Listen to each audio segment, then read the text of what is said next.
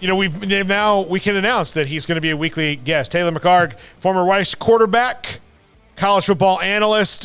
Taylor, by the way, that highlight was Texas A&M because I initially at 4 o'clock we were going to run that, was going to have a Texas A&M analyst on there, but they're having some big party that they can't do. So I found a highlight of you, but I did not get to put it in time. I found it after the show. So I apologize. You will have an open with your highlights in them.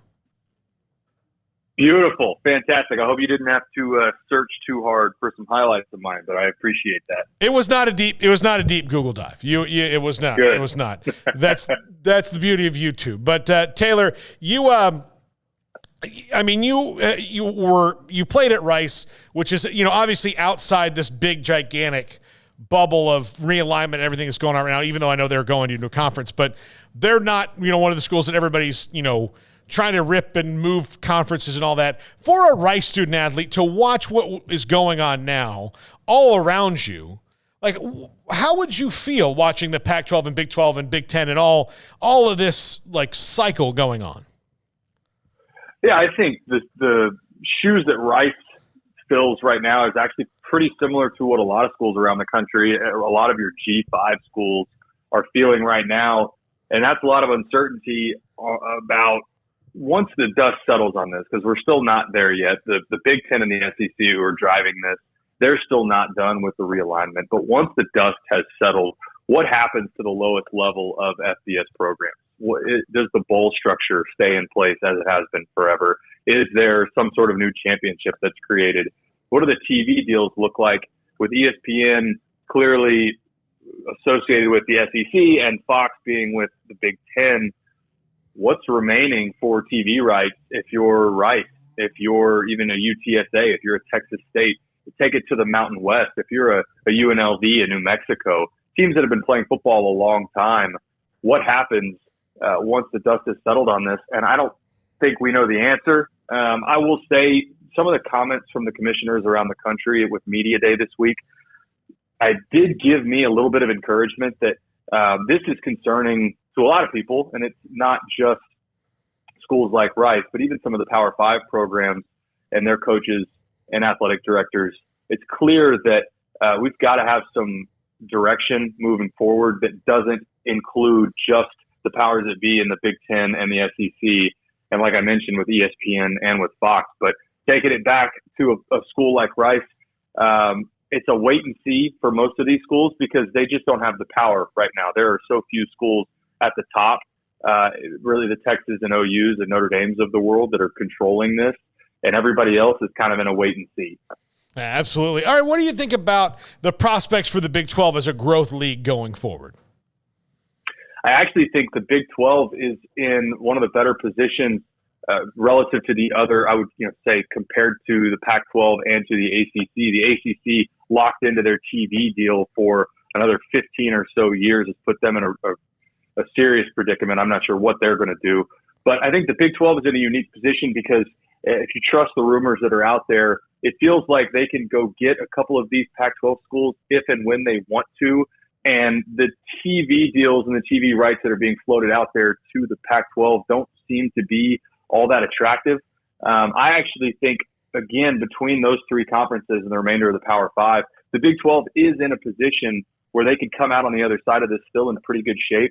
And I think what's key for Big 12 fans to remember and pay attention to what these other commissioners and ADs are saying. Even the Big 10 is coming out this week saying they're in favor now of expanding the playoff. I think that's huge for the Big 12 because in a 4-team playoff format, unfortunately for the Big 12, that would likely be to their detriment because they need the playoff to expand moving forward to really have a seat at the table. But if this goes to 16 teams, I don't think it's out of the realm of possibility at all that the Big 12 gets a couple teams in. It's certainly one with their champion, but it could be potentially 2 teams depending on what the out of conference looks like. So hope is not lost if you're a Big 12 fan. All right, so we're going to have you every Friday at this time kind of previewing the weekend, so we don't have that for another month. So we're kind of previewing the season right now. You've seen a lot of the preseason polls come out in the Big 12. Baylor picked first in the media poll in the Big 12. How do you think that the Big 12 season is going to shake out? Because this is a league that at least top to lower middle, not necessarily top to bottom, but top to middle, there's not a lot of separation, and you can split hairs about, who's the best at this or that, because nobody's really running away with this thing right now. No, you're exactly right. And Texas, I hate to immediately go to the team that gets most of the headlines, but Texas to me is what's so interesting this year, because it wouldn't surprise me if they were a 6-win team. And it also wouldn't surprise me if they were a 10-win team and had a chance to win the Big 12 championship and even make a dark horse run.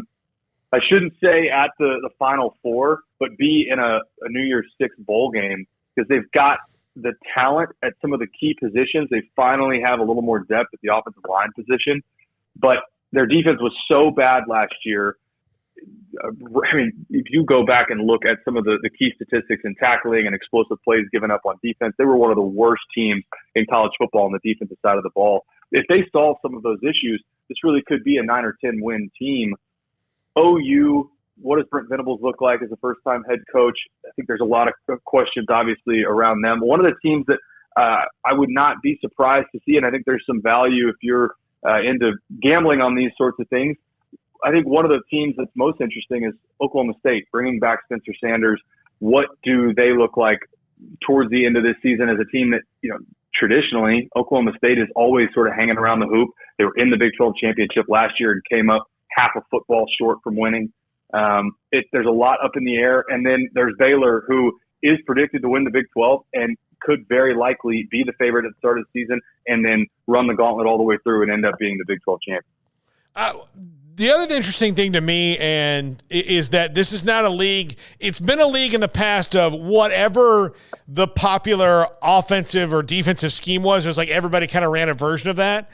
But now, given the new coaching hires, what's kind of happened in the last few years, like you've got teams like Baylor who are going to run the wide zone, and Matt Campbell who's going to kind of have that power old school Midwest offense, and Chris Kleiman the same way. And then you look around and Jeff Lebby's at OU. That's going to be a wide open, fired up spread. Zach Kitley at Texas Tech now. Sonny Dykes is at TCU. That's going to be a ton of spread options. This is not a conference that you're going to see the same thing every week. Graham Harrell at West Virginia. No, you're exactly right. Schematically, on the opposite side of the ball, I think what's key, though, is on the other side, top down, the Big 12. Again, top down last year, not a great defensive league. However, your two teams that played defense at a high level ended up in the Big 12 championship. If I go back to in Norman, what do they look like on the defensive side of the ball under Venables, and how quickly can they turn the corner with him running that unit? Because to me, that was for OU and for Texas and for a number of other teams that were playing at a lower level, think like a Texas Tech, not playing great defense, which is what kind of the moniker that the Big 12 has carried for a very long time. But Baylor has done such a good job developing not only the scheme, but the depth on that side of the ball. And I know there's some key guys that have moved on to the NFL on that side, but expect Baylor again to be playing good defense, expect an Oklahoma State to be playing good defense on that side. And if that's the case, those are going to be the teams that towards the end of the season, you're going to see putting themselves in a spot to compete for the Big 12 championship. The key to me is, what does OU look like on that side of the ball? Yeah, another big question I have about Oklahoma, and look, they could very well run out and be 11-1 and wind up in the CFP. They could. They're Oklahoma.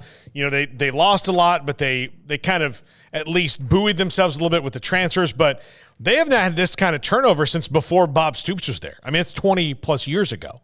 So we don't really know how you can react to all that, even if you like what you've done with Venables and Lebby and bringing in Dylan Gabriel as a transfer quarterback and some of the other guys they've gotten. That's a lot to put together. Chemistry is important. You can't just kind of make it work in a short amount of time just by wanting it. You're exactly right. And look at what happened with Sarkisian at Texas. Coming out of the gate, a 4-1 start, I believe it was, and then losing to OU. And then it goes off the rails because culture isn't established there yet. And at the highest level, at the OUs and Texas of the world, you can flip the script a lot easier because you can have talent and plug holes a lot faster than you can at most other programs. But I agree with you. It's unlikely that in 1 year you're going to have a scheme implemented and have them playing at a high level. You brought up Jeff Lebby. I do think it's interesting to point out he was the play caller at Ole Miss. And a lot of people don't realize that. I think a lot of people think of Lane Kiffin as the play caller. He certainly had input, but Jeff Levy called plays in that offense and was one of the most dynamic in the country. I think Dylan Gabriel, that he is a good player. I do think that's a step down, even from Spencer Rattler. Both of the quarterbacks that departed from OU, I do think Dylan Gabriel's a half step down from both of them talent-wise. But play caller that they have now at the helm, I think, like you said, it makes OU interesting, and you could look up at the end of the season. It wouldn't surprise me at all if they've gone 11-1 or 10-2, and it feels like they haven't really missed a beat. Yeah, absolutely. All right, Taylor. So last thing, do you think that there will be a dominant kind of runaway team in the Big 12 this year, or is this going to be a league it's not going to be Ohio? Like, I'm not going to say Ohio State kind of looking down at all the rest of the Big 10 like they have for a long time, but is there going to be a team that runs away with this, or do you think this league's going to be pretty even all year? I don't think this is good. You're going to have a team that runs away from this. I think, unfortunately, for Big 12 fans, this is not likely a year that you'll have a team crack into the top four. I don't think there's a Final Four level team in this conference this year. I think you're going to end up with 4, potentially 5 teams that have a chance at this conference towards the end of the season. And this is as wide open as I can remember, where you really do have 4 teams going back to what does Texas look like? How good are they this year? And then you have people even saying, what is Kansas State going to look like? Do they have, are they going to put together a 9 or 10 win season and make a run at this? So I would expect this is wide open. I would expect that 3/4 of the way through the season, you still have 4 or 5 teams that legitimately have a shot at competing for this. I don't see there being an 11-win team in this conference this year. I think your champion's probably a 9-win team, and at best case scenario, a 10 win. Taylor McHargue, former Rice quarterback, college football analyst. Taylor, super fired up to do this every Friday. Great stuff, and I promise you'll get some highlights soon. No, I love it. I appreciate it. Yeah, fired up as well. Looking forward to the season. Yeah, follow him on Twitter at TMcHargue16. You can see it up there on the screen. He's got some great stuff there as well. Thanks, Taylor. We'll talk to you again next week. That's great stuff from Taylor McHargue.